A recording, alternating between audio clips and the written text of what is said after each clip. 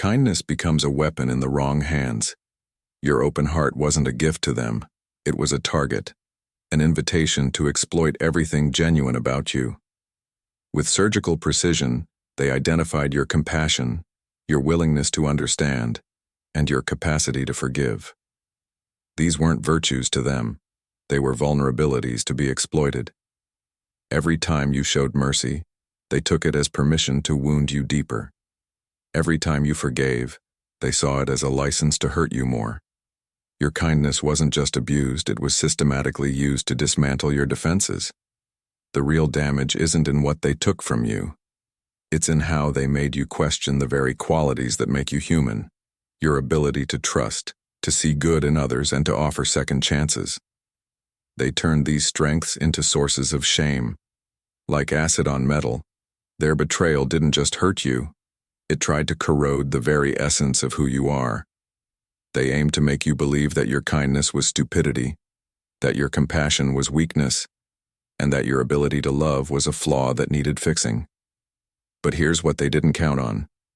Damage can become armor if you learn from it correctly.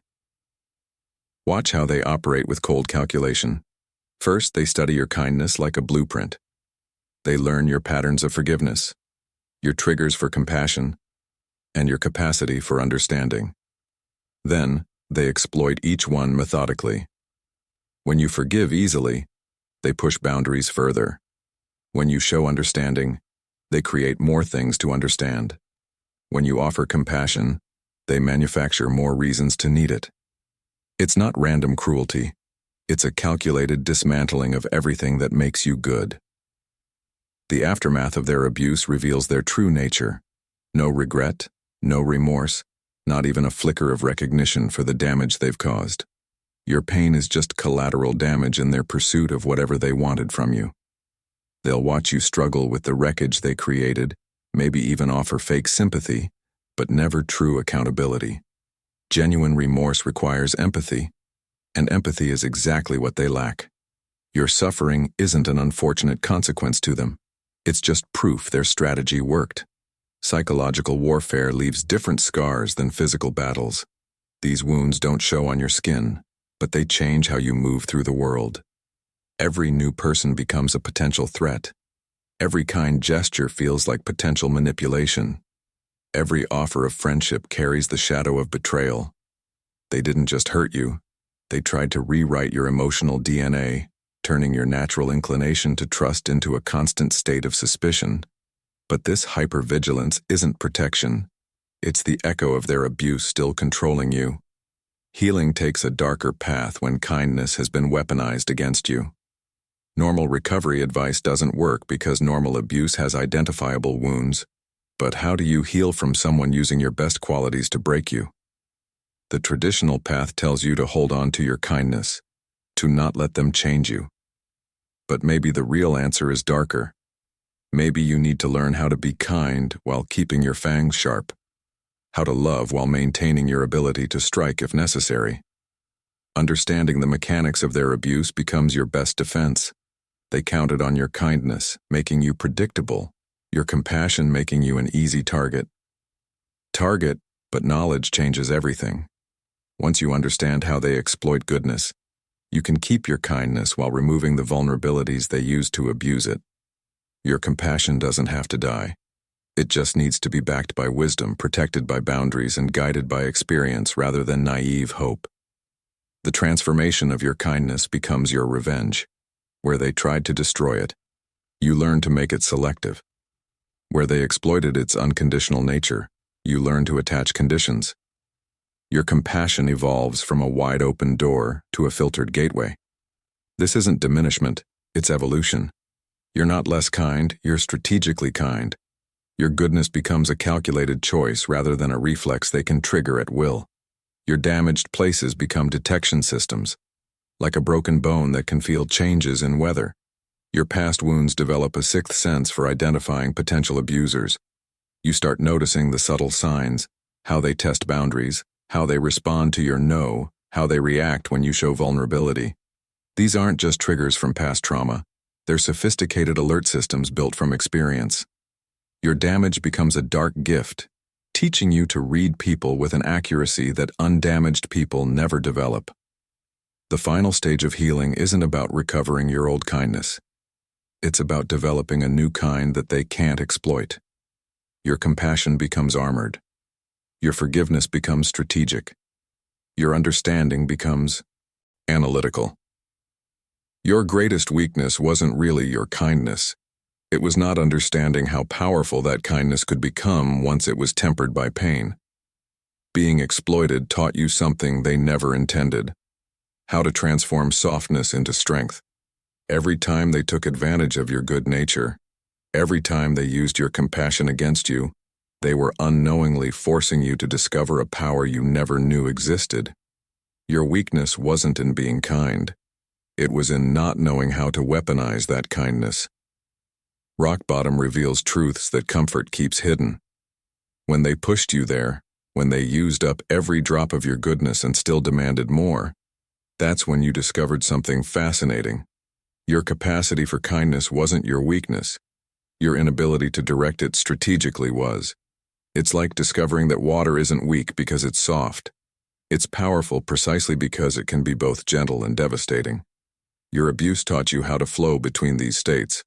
The breaking point becomes the turning point, that moment when you finally recognized how they were using your compassion against you. That wasn't your weakness being exposed. It was your strength beginning to emerge. Like a blade being forged, the very heat meant to destroy you was actually tempering you into something sharper, something stronger. Each betrayal, each exploitation, each moment they took your kindness for granted was actually teaching you how to transform mercy into mastery. Understanding blooms differently in darkness. Your greatest weakness, that endless capacity to forgive, to understand, to empathize, suddenly reveals its hidden edge. You learn that the same sensitivity that makes you vulnerable to their manipulation also gives you insight into their patterns. The empathy they exploited becomes your radar system.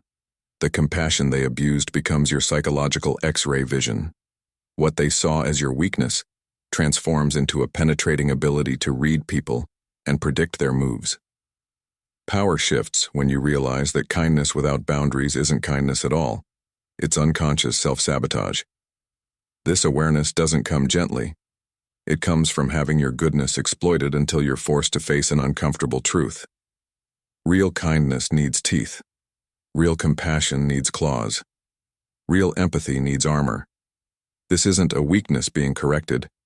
It's a strength being discovered. Your ability to care deeply remains, but now it's guided by wisdom instead of naive hope. The transformation accelerates when you understand that strength isn't about becoming hard. It's about learning when to be hard and when to be soft. Your perceived weakness, that endless well of kindness, becomes a versatile tool rather than a vulnerability. You develop the ability to shift between compassion and calculation, between mercy and strategy. This adaptability, born from having your kindness abused, becomes a power that those who exploited you can't comprehend. Watch how your awareness expands once you recognize the difference between weakness and strength in kindness. Weak kindness gives without discernment, forgives without change, understands without requiring accountability. Strong kindness comes with conditions, boundaries, and consequences. This isn't a corruption of your good nature. It's an evolution. Your ability to care remains intact, but now it's protected by the wisdom that comes from having that care exploited. Recognition hits differently when you realize that your greatest weakness was actually just an untrained strength. The same qualities they exploited, your ability to forgive, to see the best in others, to give second chances, these weren't weaknesses at all. They were powerful tools you hadn't learned to use properly. Like raw talent without technique, your kindness wasn't weak. It was just undisciplined. Now, tempered by experience, it becomes a force more subtle but far more potent than mere hardness. The ultimate irony emerges when you discover that the very people who abused your kindness actually taught you how to make it indestructible. Every time they took advantage, they were unknowingly showing you where you needed to build boundaries. Every betrayal was a lesson in discernment. Every exploitation was teaching you the difference between kindness that strengthens and kindness that enables. They thought they were breaking your spirit, but they were actually helping you refine it. Identity isn't something others can steal unless you let them. When someone abuses your kindness, they leave marks on your psyche, little signatures of their cruelty. But here's what they don't tell you. These marks are just graffiti on your surface, not changes to your core. You get to decide if their actions become your identity or just another experience you've survived. Their abuse of your kindness is part of your story, sure, but it doesn't have to be your defining chapter. Damage has an interesting way of tricking you into thinking it's permanent. After someone exploits your good nature, you start seeing yourself through the lens of their betrayal. Every kind impulse becomes suspect. Every generous thought feels like potential weakness. But this new self-image isn't really you. It's just their shadow lingering in your mind. Understanding this difference between who you are and what they did to you becomes your first step toward reclaiming yourself. Freedom starts with realizing that their actions describe them, not you. When someone abuses kindness, they're revealing their character, not yours. Your willingness to be kind wasn't a flaw. Their willingness to exploit it was. This distinction matters because it places the defect where it belongs, in their moral compass, not your capacity for goodness. You don't have to wear their dysfunction as your identity. Think about how a house remains itself even after a storm. The damage it sustains isn't its essence, it's just something that happened to it. Your identity works the same way. The abuse you endured, the trust they betrayed, the kindness they exploited, these are events that happened to you, not fundamental changes in who you are. Understanding this difference gives you back the power to define yourself beyond their actions. Perception shifts dramatically when you stop letting their betrayal narrate your story. Sure, they took advantage of your kindness, but that kindness wasn't some naive weakness. It was strength they couldn't understand or match. Their exploitation of your good nature says nothing about your worth and everything about their character deficits. You don't have to accept their interpretation of your kindness as foolishness. Moving forward requires understanding that healing doesn't mean erasing what they did to you. It happened, there's no changing that. But you get to decide how much space it occupies in your identity going forward. Like a painter working with a canvas that someone else splashed paint on, you can incorporate those marks into a new picture or paint over them entirely. The choice of how to use this experience in your self-definition belongs to you, not them. Your story doesn't end with what they did to you. It evolves through how you choose to respond. Each time you refuse to let their actions define your future choices, you reclaim another piece of your identity. This isn't about forgetting or forgiving. It's about refusing to let their chapter become your whole book. Their abuse of your kindness is something that happened, but it's not who you are unless you decide it is. Power returns when you separate their actions from your essence. They may have damaged your trust, exploited your compassion, and abused your kindness, but they didn't alter your core, unless you allow it. Think of their impact like a wound. It can change how you move for a while, but it doesn't change who you are. Your identity remains yours to define, regardless of what they tried to break in you. The most liberating realization comes from understanding that their ability to hurt you doesn't equal your obligation to stay hurt. Yes, they took advantage of your kindness. Yes, they left scars. But you decide if those scars become medals of survival or chains holding you back. Their actions created the wound, but you choose whether it becomes a permanent part of your identity or just another experience you've grown through.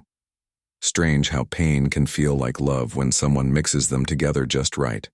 That's what trauma bonding does. It creates an emotional addiction to the very people who hurt you. One day they're crushing your spirit. The next, they're lifting you up with tiny bits of affection. Your brain gets confused and starts mistaking relief from pain for actual happiness.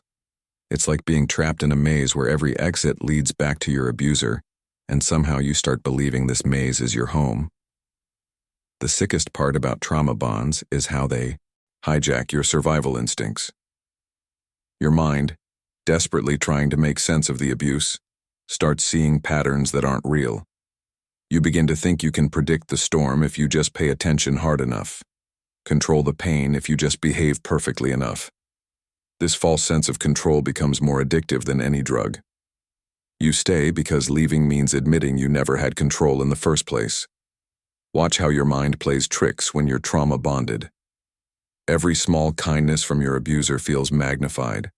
Every moment of peace feels like proof things are getting better. Your brain becomes an expert at minimizing the bad and maximizing the good, not because you're weak, but because that's how survival works in captivity. You start treating basic decency like it's pure gold simply because it's so rare in your relationship. This warped perception becomes your new normal. Consider how trauma bonds make basic human needs into weapons. Everyone needs love, acceptance, and validation. Your abuser learns exactly how starved you are for these things, then uses them like a master chemist, mixing just enough pleasure into the pain to keep you. They create an emotional economy where you're always in debt, always working for scraps of affection that should be freely given in any healthy relationship. Memories shift under the influence of trauma bonding. The good times become golden, painted with an artificial glow that makes them seem more significant than they were. The bad times get pushed into shadows, explained away, rationalized. Your mind becomes an unreliable narrator, telling you stories about love when you're really living through war. This isn't weakness. It's your brain trying to survive something it doesn't know how to process. The withdrawal symptoms from trauma bonds hit harder than any chemical addiction. When you try to leave, your body and mind rebel against you. You start doubting the abuse was really that bad. You remember only the moments of connection, forgetting the hours of pain that came between them. Your nervous system, trained to find comfort in chaos, makes peace feel uncomfortable. This isn't love. It's your brain's response to prolonged emotional torture. Understanding how trauma bonds work exposes their machinery. It's a cycle of tension, explosion, and reconciliation, each phase designed to deepen your attachment to someone who hurts you. The tension keeps you alert, the explosion breaks you down, and the reconciliation rebuilds you with pieces they choose. Your abuser becomes both the source of your pain and your only relief from it, a position of power they orchestrated deliberately. Biology betrays you in trauma bonding.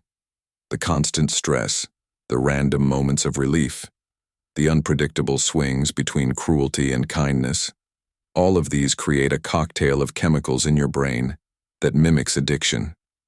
Your body actually starts craving the cycle, even as your mind recognizes the damage. Breaking free isn't just about making a choice. It's about fighting your own biochemistry that's been rewired through abuse.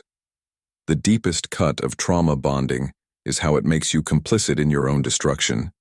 You start defending your abuser, hiding their cruelty, explaining away their actions. Not because you're foolish, but because admitting the full truth means facing how much of yourself you've lost in this twisted dance. You become invested in maintaining the illusion, because the reality is too painful to acknowledge. This isn't weakness. It's a survival mechanism that's outlived its usefulness. Funny thing about kindness. Everyone thinks it's soft until they discover it's actually made of steel. When they tried to use your compassion as a weapon, they didn't realize they were just sharpening your armor. See, real kindness isn't that fragile thing they thought they could manipulate. It's a force that survives every attempt to corrupt it, growing stronger with each attack.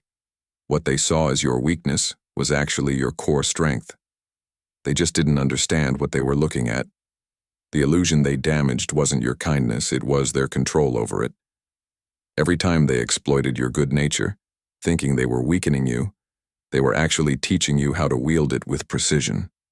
Like a sword being tempered, each blow they struck wasn't destroying your kindness. It was transforming it from a naive impulse into a conscious choice.